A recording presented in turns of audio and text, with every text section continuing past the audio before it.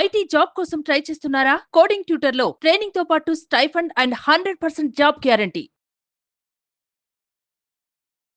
Welcome to Suman TV. నేను మీ Suman TV Nag. Kolkata ఇన్సిడెంట్కి సంబంధించినటువంటి వాటిలో రోజుకొక మలుపు, రోజుకొక ఇన్ఫర్మేషను అండ్ దీనికి సంబంధించినటువంటి వాటిలో దేశం మొత్తం చర్చించుకునే దాంట్లో ఈ రోజుకి కనుక మనం చూసుకుంటే సుప్రీంకోర్టు హీరింగ్స్ అయిపోయిన తర్వాత కూడా విధుల్లోకి జాయిన్ అవ్వమంటే ఇవాళ ప్రొటెస్టులు ఎవరూ కూడా విధుల్లోకి జాయిన్ అవ్వకుండా ఇప్పటికీ రోడ్డు మీదకి వచ్చేసి నిరసన వ్యక్తం చేస్తూ ఉన్నారు.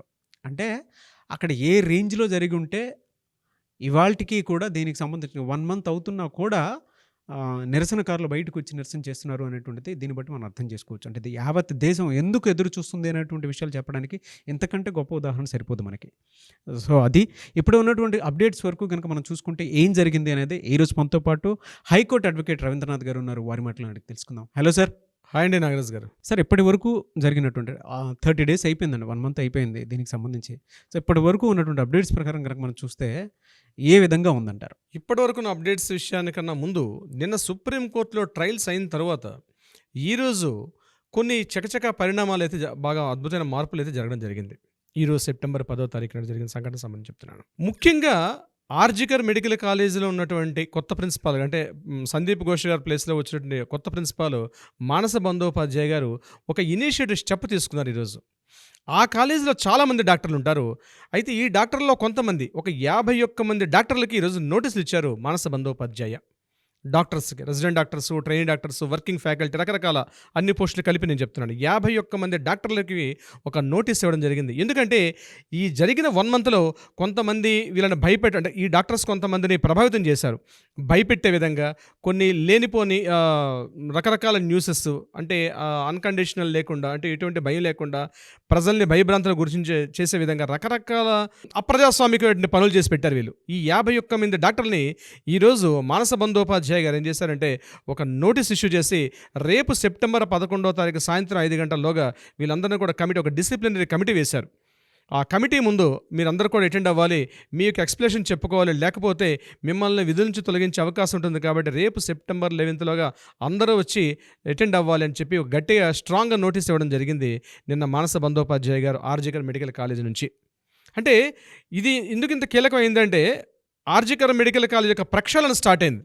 ఎక్కడ కాలేజీ అయితే ప్రాబ్లం స్టార్ట్ అయిందో, యావత్ కాలేజీలకి ఇలాంటివి జరుగుతున్నాయని ఎప్పుడైతే తెలిసిందో ఈరోజు ఈ కాలేజీ ద్వారా ఒక ప్రక్షాళన స్టార్ట్ అయింది అని మేమైతే నమ్ముతున్నాం నాగరాజు గారు. నో డౌట్ ప్రక్షాళన మొదలైంది. అంటే ఎక్కడైతే మనం సుప్రీంకోర్టు ఏదైతే టాస్క్ ఫోర్స్ వాళ్ళు కేటాయించారో ఒక కమిటీ, ఆ 10 members కమిటీ ఏదైతే చేశారో బహుశా ముందేంటంటే ఉన్నటువంటి కలుపు మొక్కలను తొలగిస్తే కానీ దీని ప్రక్షాళన స్టార్ట్ అవ్వదని ఉద్దేశంతో మానస బందోపాధ్యాయ గారు ఆల్రెడీ ఇతను ఒకసారి సందీప్ ఘోష్ గారు లాస్ట్ ఇయర్లో ఎప్పుడైతే సస్పెండ్ అయ్యి నేషనల్ మెడికల్ కాలేజీకి వెళ్ళారో ఆ టైంలో కూడా ఇతను మానస బందోపాధ్యాయ గారు వర్క్ చేశారు. ఎగైన్ మరలా ఇప్పుడు ఈ కాలేజీలో మానస బందోపాధ్యాయ గారు పనిచేయడం అన్నది ఆయన తీసుకుని ఇనిషియేటివ్ స్టెప్ని చాలామంది డాక్టర్లు యాక్సెప్ట్ చేస్తున్నారు. దీనికి సంబంధించి ముఖ్యంగా ఐఎంఈ అంటే ఇండియన్ మెడికల్ అసోసియేషన్ వాళ్ళు కూడా చాలా అద్భుతంగా రెస్పాండ్ అయ్యారు దీనికి సంబంధించిన ఈ నోటీస్ సంబంధించి. నెంబర్ 2 సందీప్ ఘోష్ విషయం. సందీప్ ఘోష్ గారిని ఇవాళ పోలీసులు సిబిఐ కోర్టు ముందు హాజరుపరచడం జరిగింది. సెల్డా హైకోర్టుకి వాళ్ళు సెల్డా కోర్టు తీసుకొచ్చారు. సెల్డా కోర్టులో చాలాసేపు ట్రయల్స్ జరిగాయి సందీప్ ఘోష్కి సంబంధించి, ఈ ఫినాన్షియల్ ఇర్రెగ్యులారిటీ సంబంధించి చాలాసేపు ఈ వాళ్ళ దగ్గర ఉన్న ఇంట్రాగేషన్స్, ఇన్వెస్టిగేషన్స్ ఏవైతే చేశారో దీనికి సంబంధించి ఈరోజు సెల్డా కోర్టులో చాలాసేపు డిస్కషన్ జరిగాయి. చాలా ప్రూఫ్స్, ఎవిడెన్సెస్ అన్నీ కూడా సబ్మిట్ చేయడం జరిగింది. ఎగైన్ మరలా ఫైనల్గా ఏం చేస్తారంటే సాయంత్రం 4:20 ఈయనకి మరొక సెప్టెంబర్ 23rd వరకు జ్యుడిషియల్ కస్టడీని ఎక్స్టెన్షన్ చేస్తూ ఈరోజు జడ్జి గారు తీర్పు ఇవ్వడం జరిగింది సందీప్ ఘోష్ గారికి. మరలా చుక్కెదురైందని కోర్టులో. ఆయన బెయిల్కి ట్రై చేస్తున్నారు కానీ బెయిల్స్ కష్టం యాక్చువల్గా, as being an legal proceedings ప్రకారం చాలా కష్టంగా ఉంది. But at the same time ఆయనకి ఈరోజు సెప్టెంబర్ 23rd వరకు కూడా ఆయనకి మరలా జ్యుడిషియల్ కస్టడీ పొడిగించమని చెప్పారు. బట్ ఆ జ్యుడిషియల్ కస్టడీ టైమింగ్స్, ఆ విధి విధానం అంతా కూడా ఒక ప్రొసీడింగ్స్ ప్రకారం ఆయనకి జరుగుతూ ఉంటుంది. దీనిలో ఖచ్చితంగా ఆయన ఇబ్బందులకు గురయ్యే పరిస్థితి ఉంటుంది. సందీప్ ఘోష్ గారి యొక్క సిచ్యువేషన్స్ అన్నాయి, మరి దీనికి ఆ రేప్ కేసుకి ఇంటర్లింక్స్ ఉన్నాయా లేదండి మనకి తొందరలో తెలిసే అవకాశం కూడా ఉంటుంది. ఇదిలా ఉండగా థర్డ్ పాయింట్ మనం చెప్పుకోవాలంటే సందీప్ ఘోష్ మీద జరిగిన ఎన్ఫోర్స్మెంట్ దాడులు, అంటే ఆర్థిక అక్రమార్జనలు. ఒక ప్రభుత్వ ఉద్యోగి ప్రైవేట్గా అంటే గవర్నమెంట్కి తెలియకుండా గవర్నమెంట్ నుంచి పొందినటువంటి ఇన్కమ్ని తన సొంత ఆస్తుల్ని ఎలా అయితే కూడబెట్టుకున్నారో చాలా కూడబెట్టుకున్న మనం ఇంతకుముందు గడచిన వీడియోలు చెప్పడం కూడా జరిగింది. ఈరోజు మరలా ఈడీ వాళ్ళు కూడా ఇంతకుముందు జరిగిన ప్లేసులతో పాటు మరొక 11 ప్రాంతాల్లో ఈడీలు ఎన్ఫోర్స్మెంట్ డైరెక్టరేట్ ఈరోజు దాడులు చేశారు. దీనిలో ప్రధానంగా ఆపరేటర్గా పనిచేస్తున్నటువంటి ప్రసూన్ చటర్జీని ఈరోజు అదనంగా తీసుకున్నారు. ఆయన్ని కూడా అదుపులో తీసుకున్నారు. ఆర్థిక అవకతవకలకు సంబంధించి ముఖ్యంగా వీళ్ళు ఎక్కడైతే దాడులు చేశారో, ముఖ్యంగా క్యానింగ్ ఏరియా దాడులు చేశారు, బల్గేరియా ప్రాంతంలో సంబంధించిన దాడులు చేశారు. ఇట్లా ఈయనకి ఎక్కడెక్కడైతే ఆస్తులు ఉన్నాయో, ఎక్కడైతే గుర్తించారో ఆ ప్రతి ప్రదేశంలో కూడా అటాక్స్ చేశారు. అక్కడ దొరికినటువంటి ఆ పేపర్స్ లిస్టుని తీసుకొని అందులో ప్రసూన్ చటర్జీ అనే ఒక వ్యక్తిని ఈరోజు ఇంటర్గేషన్లో ఆయన కస్టడీలో తీసుకున్నారు. ఆయన చిత్తరంజన్ మెడికల్ కాలేజ్ ఉన్నటువంటి ఆయన ఒక ఆపరేటర్గా తెలుస్తుంది మనకి దీనికి సంబంధించి. సో సందీప్ ఘోష్కి అయితే ఒక విధంగా చెప్పాలంటే అష్టదిగ్బంధనం స్టార్ట్ అయింది. మరి ఆ ఇంటర్గేషన్లో ఉన్నటువంటి డీటెయిల్స్ అన్నవి మనకి బహుశా తొందరలోనే తెలిసే అవకాశం కూడా ఉంటుంది నాగరాజు గారు దీనికి సంబంధించి. నిన్న సుప్రీంకోర్టు ట్రయల్స్లో భాగంగా ఒక ఇంట్రెస్టింగ్ డిస్కషన్ అయితే మనం చూసామండి లైవ్ డిస్కషన్లో నాగరాజు గారు. ఆ లైవ్ డిస్కషన్లో ఎలా అంటే ఓవైపు గవర్నమెంట్ రిప్రజెంట్ చేసుకున్న కపిల్ సిబాల్ గారు మాట్లాడుతున్నారు, మరోవైపు సిబిఐ నుంచి ఉన్నటువంటి అడ్వకేట్స్ మాట్లాడుతున్నారు. అలాగే ఈ కేసుకు సంబంధించిన మరికొంతమంది అడ్వకేట్స్ అక్కడ గ్రూప్ ఆఫ్ అడ్వకేట్స్ మాట్లాడుతున్నారు. పైన ధర్మాసనం పైన ఉన్నటువంటి ముగ్గురు జేపీ పార్థివాలా కావచ్చు, లేకపోతే Manoj Mishra, Pardiwala and chief justice అయినటువంటి చంద్రచూడ్ గారు కూడా కూర్చొని డిస్కషన్స్ అవుతున్నాయి. ఇందులో ఈ డిస్కషన్స్ చాలా ప్లెజెంట్గా జరుగుతాయి. అంటే మనం మాట్లాడుకున్నంత ఆవేశపూరితంగా ఉండవు అక్కడ డిస్కషన్స్ అనేవి. చాలా ప్లెజెంట్గా 1 by 1 ఒక డిఫెన్స్ వాళ్ళు ఒక వర్డ్ చెప్తే దానికి ఎగ్నిస్ట్ పేపర్ సబ్మిషన్ చేయడం ఇలా ఉంటుంది అక్కడ డిస్కషన్స్ అన్నీ కూడా సుప్రీంకోర్టు లైవ్లో. అయితే ఇందులో ఈ డిస్కషన్ అవుతునేటప్పుడు కపిల్ సిబాల్ గారు గవర్నమెంట్ తరఫున మాట్లాడుతూ ఉంటే ఈ సిబిఐ నుంచి రిప్రజెంటేషన్ చేస్తున్న మెడికల్ డిపార్ట్మెంట్ నుంచి ఎవరైతే అడ్వకేట్స్ ఉన్నారో అతను కౌస్తుభ్ బాగ్చి అని, ఆ కౌస్తుభ్ బాగ్చి అనే ఒక అడ్వకేట్ గారు కొద్దిగా సీరియస్గా మాట్లాడడం జరిగింది. ఏ ఉద్దేశంతో అంటే దాన్ని ఫునిటివ్ ట్రాన్స్ఫర్ అంటారు. ఫునిటివ్ ట్రాన్స్ఫర్ అంటారు దీన్ని. అంటే ఏంటంటే చట్టబద్ధత లేనటువంటి ట్రాన్స్ఫర్ చేయడం, అంటే బదిలీ చేయడం అనమాట.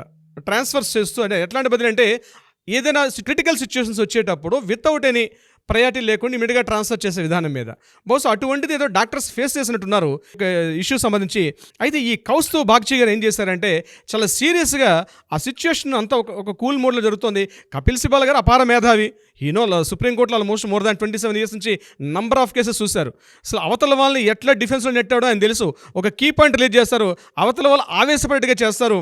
ఆవేశపడిన తర్వాత తమాషా చూస్తారు. ఇది కపిల్ సిబాల్ గారికి నేచర్ అది. ఒకప్పుడు రామ్ జత్మాలి గారికి ఉండేది. మేము అప్పుడు లైవ్ టెలికాస్ట్ లేవు, బట్ మేము చదివేవాళ్ళం పుస్తకాల్లో రామ్ జత్మాలి గారు కానీ లేకపోతే పాల్కీవాలా ఇట్లాంటి మహామౌలు వాళ్ళ సైటేషన్స్ మేము చదివేటప్పుడు మాకు అర్థం అవుతుంది. అట్లాంటి సిచ్యువేషను నేను ఇంట్రెస్టింగ్ పాయింట్ ఒకటి మనం చూడడం జరిగింది సుప్రీంకోర్టులో. కపిల్ సిబాల్ గారు అవతల వారిని రెచ్చగొట్టే విధంగా ఒక నోట్ రిలీజ్ చేయగానే ఇమీడియట్గా ఈ కౌస్తుభ్ బాగ్చి గారు ఏం చేసి రియాక్ట్ అయిపోయి కొద్దిగా ఆవేశపూరితంగా కొద్దిగా గట్టిగా మాట్లాడడం జరిగింది. దీనికి ఇమీడియట్గా రిటార్ట్ అయినటువంటి చంద్రచూడ్ గారు, ఇది గ్యాలరీలో మీరు లేరు, మీరు కూర్చున్న ప్లేస్ ఏంటంటే ఆల్రెడీ అడ్వకేట్స్ ఉన్న ప్లేస్లో కూర్చున్నారు, గట్టిగా ఎందుకు అరుస్తున్నారు, మీరు వాయిస్ తగ్గించండి, మీ వాయిస్ పిచ్ తగ్గించండి అని చెప్పి ఒక హుందాతనంగా చంద్రచూడ్ గారు చెప్పడంతో ఇమీడియట్గా కౌస్తుభ్ బాగ్చి గారు కూడా కొంత కంట్రోల్ అవ్వడం జరిగింది. అంటే ఎందుకంటే ఈ చిన్న సిల్లీ పాయింట్స్ కనిపిస్తాయి, కానీ ఈ సైటేషన్స్ రేపు రాబోయే న్యాయ విద్యార్థులు లా చదవాల్సిన వాళ్ళకి ఏంటంటే ఇవన్నీ కూడా ఒక థియరిటికల్ బుక్స్ ఉంటాయి అన్నమాట. ఇవన్నీ కూడా మేము రామ్ జత్మాలి గారు చేసిన ఇందిరాగాంధీ కేసు కానీ లేకపోతే రాజీవ్ గాంధీ గారికి సంబంధించిన కేసులు మేము ఇప్పుడు పుస్తకాలు చదివేటప్పుడు వెరీ ఇంట్రెస్టింగ్గా ఉంటుంది. ఏం జరిగింది పాయింట్ టు పాయింట్ మనం చదివాం, బట్ ఈరోజు లైవ్లో చూస్తున్నాం. ఇట్స్ రియల్లీ నెక్స్ట్ లా స్టూడెంట్స్కి మాత్రం నిజంగా లా చదివే స్టూడెంట్స్ ఎవరైనా ఉంటే మాత్రం ఇది ఖచ్చితంగా చూస్తే మాత్రం ఇట్స్ వెరీ ఇంట్రెస్టింగ్గా ఉంటుంది. అయితే మెడికోస్ సంబంధించి మనం పాయింట్లోకి వస్తామండి. పాయింట్లోకి వచ్చేటప్పుడు మెడికోస్ ఎవరైతే ఈరోజు ధర్నాలు హర్తాలు రాస్తారోకలు చేస్తున్నారో చెప్తున్నారైనా శాంతియుతంగా చేస్తున్నారు, చాలా పీస్ఫుల్ యాజిటేషన్ చేస్తున్నారన్న చంద్రచూడ్ గారు వినకుండా రేపు ఈవినింగ్ 5 o'clock ఇమీడియట్గా వాళ్ళ డ్యూటీస్ రిక్వెస్ట్ చేస్తూ మాట్లాడారు. అది రిక్వెస్ట్ మెథడ్లో అని చెప్తూ మాట్లాడారు. అంటే డిమాండ్గా చేయట్లేదు, రిక్వెస్ట్ చేశారు. మీ డ్యూటీ ఇమీడియట్గా మీరు హాస్పిటల్ చేయాల్సింది డ్యూటీ తప్పించి మీరు రోడ్ల మీదకి వచ్చి నిరసన తెలపడం మీ డ్యూటీ కాదు. మీరు ఇమీడియట్గా మీ హాస్పిటల్స్ మీ యాక్టివిటీస్లో మీరు స్టార్ట్ అవ్వండి అని చెప్పడం జరిగింది. కొంత పెయిన్ఫుల్గానే చెప్పడం జరిగింది. సో ఆ చిన్న పెయిన్ఫుల్ పాయింట్ని సుప్రీంకోర్టు బయట వెయిట్ చేస్తుండే డాక్టర్స్ మాత్రం కొద్దిగా డిసార్టెడ్ అంటే దాన్ని కరెక్ట్గా వాళ్ళు హార్ట్ఫుల్గా తీసుకోలేకపోతున్నారు. ఏంటంటే మేము యాక్చువల్గా 3 జస్టిస్ల కోసం మాట్లాడుతున్నాం. ఒకటి జస్టిస్ వరద అభయ అని చెప్పారు. అండ్ ఎవరైతే అక్యూజ్డ్ ఉన్నాడో ఆ విక్టిమ్ ఆ అక్యూజ్డ్కి శిక్ష పడాలి. At the same time Mamata Banerjee రాజీనామా చేయాలి, అట్లీస్ట్ సిపి కూడా రాజీనామా చేయాలని వాళ్ళు డిమాండ్ చేశారు. మేము ఈరోజు డ్యూటీస్లో జాయిన్ అయితే ఈ యొక్క కేసు తీవ్రత ఎందుకంటే నిరసన తెలిపే హక్కు మా ఫండమెంటల్ రైట్. ఆర్టికల్ 21 ప్రకారం నిరసన ధర్నాలు మా ఫండమెంటల్ రైట్. దాన్ని వద్దు అని చెప్పడం కరెక్ట్ కాదు. సో మేము మా నిరసన చేస్తాము. 5 o'clock మేము మరలా మా డ్యూటీస్లోకి రాము. ఎందుకంటే మేము ఏదైతే అడిగిన డిమాండ్స్ ఉన్నాయో ఆ డిమాండ్స్ మీద మీరు మాకు కంప్లీట్ చేయట్లేదు. అవి ఎలాగే ఉన్నాయి. మీరు జ్యుడిషియల్ వ్యవస్థ చేస్తున్నారు, బట్ మా డిమాండ్స్ ఏది కంప్లీట్ కాలేదు అని నిరసనకారులు ఈరోజు అయితే 5 o'clock జాయిన్ అవ్వకుండా ఎగైన్ మళ్ళీ రోడ్ల మీద వాళ్ళందరూ నిరసన తెలుపుతున్నారు. ఈవెన్ IMA కూడా, ఇండియన్ మెడికల్ అసోసియేషన్ డాక్టర్స్ కూడా దీని మీద మన సుప్రీంకోర్టు ఇచ్చిన తీర్పుని కొద్దిగా బాధపడేట్టుగా వాళ్ళు స్టేట్మెంట్ ఇవ్వడం జరిగింది. At the same time NMC వాళ్ళు, నేషనల్ మెడికల్ కౌన్సిల్ ఉన్నటువంటి డాక్టర్స్ కూడా దీనికి చెప్పడం జరిగింది. ఢిల్లీలో ఉన్న AIIMS, all Indian institute of medical science, ఆ స్టూడెంట్స్ డాక్టర్స్ కూడా దీని మీద ఇది కరెక్ట్ కాదు సుప్రీంకోర్టు జడ్జిమెంట్ అని చెప్పడం జరిగింది. అయితే ఎప్పుడైతే సుప్రీంకోర్టు స్టేట్మెంట్ రిలీజ్ అయిందో నిన్న సాయంత్రం, ఇమీడియట్గా మార్నింగ్ మమతా బెనర్జీ గారు తనకేదో ప్లస్ పాయింట్ వచ్చినట్టుగా ఫీల్ అయ్యి ఒక స్టేట్మెంట్ రిలీజ్ చేశారు. మేము రెడీగా ఉన్నాం చర్చలు చేయడానికి. నిరసనకారులు, ధర్నా చేసేవాళ్ళు, మీ గ్రూపులో ఎవరైనా ఒక 3 members మీ రిప్రజెంటేటివ్ ఎవరైనా పెద్దవాళ్ళు ఉంటే ఇమీడియట్గా రండి, మనం కూర్చొని చర్చలు చేసుకుందాం అని చెప్పడం జరిగింది. కానీ వాళ్ళు డిమాండ్ చేస్తుంది ఒకటి, ఇమీడియట్గా CPని మాత్రం మీరు ఆ పోస్ట్ నుంచి తీసేయమని చెప్పడం జరిగింది. అయితే ఇక్కడ CP గారు ఇప్పటివరకు స్టేట్మెంట్ చెప్పని CP గారు ఈరోజు వెరైటీ స్టేట్మెంట్ ఇచ్చారు. ఏమన్నారంటే, నేను రిజైన్ చేయడానికి రెడీగా ఉన్నాను, కానీ మీకు జ్యుడిషియల్ సిస్టమ్ తెలియదు కాబట్టి టెక్నికల్ పారామీటర్స్ ఉంటారండి, నేను ఈ రోజుగా చేయడానికి రెడీగా ఉన్నాను, బట్ సిస్టమ్ అది కాదు, డెమోక్రటిక్లో కొన్ని సిస్టమ్స్ ఉంటాయి, స్టేట్ గవర్నమెంట్లో నేను రిజైన్ చేయలేను అని ఆయన చాలా నాగ్గా తెలివిగా తప్పించుకున్నారు మన వివేక్ గైల్ గారు అనేటువంటి CP గారు. So it's interesting. చాలా కీ పాయింట్స్ జరుగుతున్నాయి. ఒక పక్క ధర్నాలు, రాస్తారోకోలు ఇవి జరుగుతున్నాయి. దీనికి సంబంధించి NHRC, national human rights commission వాళ్ళు కూడా ఒక గైడ్లైన్స్ ఇచ్చారు. వాళ్ళు కంప్లీట్గా ఒక గైడ్లైన్స్ ఇస్తూ వాళ్ళు ఏం చెప్పారంటే, ఏజెన్సీస్ కానీ, మెడికల్ డిపార్ట్మెంట్స్ కానీ, ముఖ్యంగా మీడియా ప్రతినిధులు కానీ ఎవరైనా ఈ యొక్క మహిళల మీద జరుగుతున్న అక్రమాలు, అన్యాయాలు, ఈ రకమైన ఈ భద్రతా పరంగా వాటి ఇటువంటి సూచనలు కానీ ఏమైనా ఇస్తే డెఫినెట్గా మేము తీసుకొని ఒక ఎజెండా తయారు చేసి ఒక ప్రోలోగ్ తయారు చేసి మేము అన్ని డిపార్ట్మెంట్స్కి ఇంప్లిమెంటేషన్ చేస్తామని చెప్పి నేషనల్ హ్యూమన్ రైట్స్ కమిషన్ కూడా ఈరోజు ఒక నోటీస్ రిలీజ్ చేయడం, ఒక ఇన్ఫర్మేషన్ కూడా ప్రెస్ నోట్ రిలీజ్ చేశారు. ఇదిలాగా ఉంటే నిన్న జరిగిన సుప్రీంకోర్టులో ఏదైతే కాస్త ఫేవరబుల్గా మమతా బెనర్జీ గారు, అంటే ఫేవరబుల్ కాదు బట్ ఫేవరబుల్గా అన్వయించుకునే పనిలో ఇమ్మీడియట్గా TMC లీడర్స్ కొంతమంది దీన్ని అడ్వాంటేజ్ తీసుకొని ఇమ్మీడియట్గా ఎక్స్లో కూడా పోస్టులు చేయడం మొదలుపెట్టారు. ముఖ్యంగా శత్రుఘ్న సిన్హా, పాత సినిమా యాక్టర్ శత్రుఘ్న సిన్హా ఒక స్టేట్మెంట్ రిలీజ్ చేసేసాడు. ఆయన ఏమంటాడు, ఈరోజు ఎవరైతే చేస్తున్న డాక్టర్స్ వీళ్ళు ఇప్పటికైనా దిగి చేసుకుంటే మంచిది, ప్రభుత్వం మేము ఆ పనిలో ఉంటాము, మేము మా చర్యలు మేము తీసుకుంటాం, మాకు తెలుసు ఎట్లా ప్రజలను చేయాలో, సంఘటన జరిగింది కాబట్టి దీనిని పెద్ద సంఘటన కాదు, ఇది చాలా చిన్న సంఘటన, దీన్ని దేనికో ముడిపెట్టి మీరు ప్రభుత్వాన్ని కూల్చే ప్రయత్నం చేస్తున్నారు అని చెప్తూ ఆయన ఒక స్టేట్మెంట్ రిలీజ్ చేయడం జరిగింది. అది కూడా మనకి ఎక్స్లో కనిపిస్తోంది.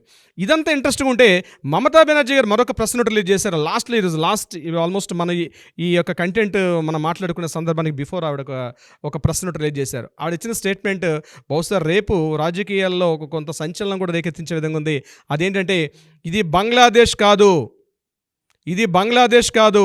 బంగ్లాదేశ్లో ప్రజల్ని అక్కడ వెళ్ళి అజిటేషన్ చేసి ప్రభుత్వాన్ని కూల్చేశారేమో, ఇది బంగ్లాదేశ్ కాదు, ఇది బంగ్లా, గుర్తుపెట్టుకోండి అని మోడీ గారికి ఇండైరెక్ట్గా అంటే బీజేపీ వాళ్ళు, నిరసనకారులు వీళ్ళందరూ కూడా తన పార్టీ TMC అంటే ఆపోజిట్ పార్టీ వాళ్ళు ఏదైతే అజిటేషన్ చేస్తున్నారో తెలియకుండా బంగ్లాదేశ్లో జరిగింది, బహుశా అట్లాంటిది ఇక్కడ మీరు జరుగుతుందని ఊహిస్తున్నారేమో, అట్లాంటిది జరగదు, ఇది బంగ్లాదేశ్ కాదు, ఇది బంగ్లా, మీ ఆటలు ఇక్కడ సాగవు అని చెప్పి ఒక స్ట్రాంగ్ కౌంటర్ పాయింట్ ఇచ్చారు మమతా బెనర్జీ గారు. అండ్ అందులో ఇవాళ ఇంకొక కీ పాయింట్ కూడా, అంటే బ్రైబ్ విషయంలో ఏదైతే మనం దీనికి సంబంధించినటువంటి వాటిల్లో అభయ వాళ్ళ మదర్కి మేము కాంపన్సేషన్ సంథింగ్ ఏదో ఇస్తాము అని చెప్పేసి వాళ్ళు అన్నారు. బట్ దీనికి ఏదో రివర్స్ కౌంటర్ అభయ మదర్ కూడా ఇచ్చినట్లు తెలుస్తుంది. యాక్చువల్గా జరిగింది ఏంటంటే, 2 days బ్యాక్ యాక్చువల్గా ఈ అభయ పేరెంట్స్ ఒక నోట్ రిలీజ్ చేశారు. అంటే ఈ నిరసనకారులతో పాటు ధర్నాలు చేస్తూ ఒక ఇన్ఫర్మేషన్ చెప్పడం జరిగింది. ఏంటంటే, ఎక్కడైతే మా అభయాన్ని క్రిమేషన్ జరిగిందో, ఎక్కడైతే అంత్యక్రియలు జరిగే ప్రదేశంలో మాకు ముఖ్యంగా DCP, నార్త్ DCP ఉన్నటువంటి వ్యక్తి మా దగ్గరకు వచ్చి కొంత బ్రైబ్, కొంత లంచాన్ని ఇవ్వజూపాడు. సో మేము తీసుకోలేదు. అంటే లంచం దేనికి, బహుశా ఈ యొక్క యాజిటేషన్ని మీరు తీసుకొని మీరు తగ్గితే మంచిది అన్నట్టుగా మాకు ఇవ్వడానికి ప్రయత్నం చేశారు. అట్ ద సేమ్ టైం మాకేంటంటే మా బంధువులతో కూడా వైట్ పేపర్స్ మీద సంతకాలు తీసుకునే ప్రయత్నం చేశారు, కానీ మేము దాన్ని రివర్స్ చేసామని ఒక 2 days బ్యాక్ మన అభయ వాళ్ళ పేరెంట్స్ ఒక స్టేట్మెంట్ ఇవ్వడం జరిగింది. అది అఫీషియల్గా ఇచ్చారు కూడా స్టేట్మెంట్. అయితే దాన్ని ఉద్దేశిస్తూ ఈరోజు మమతా బెనర్జీ గారు కౌంటర్ పాయింట్ చెప్తూ మన రాష్ట్రంలో అటువంటి ప్రయత్నాలు మేము ఎప్పుడు చేయలేదు, ముఖ్యంగా పేరెంట్స్కి మేము ఎటువంటి మేము కానీ మా గవర్నమెంట్లో ఉన్నటువంటి ఏ యొక్క అధికారి కూడా అటువంటి స్టేట్మెంట్స్ ఇవ్వలేదు అని చెప్పి ఆయన గట్టిగా మమతా బెనర్జీ గారు గట్టిగా ఒక రివర్స్ స్టేట్మెంట్ ఇవ్వడం జరిగింది దీనికి సంబంధించి. But what ever the reason అంటే వెనక నుంచి కనుక మనం చూసుకుంటే కొన్ని పరిణామాలు కనుక చూస్తే త్వరితగతిన న్యాయం జరిగే అవకాశం డెఫినెట్గా ఈ ఇన్సిడెంట్కి సంబంధించింది ఉంది అని చెప్పడంలో ఏమాత్రం సందేహం లేదు. ఏదేమైనా we want justice, we demand justice. Thank you so much Ravindranath గారు. Thank you so much Nagaraj గారు.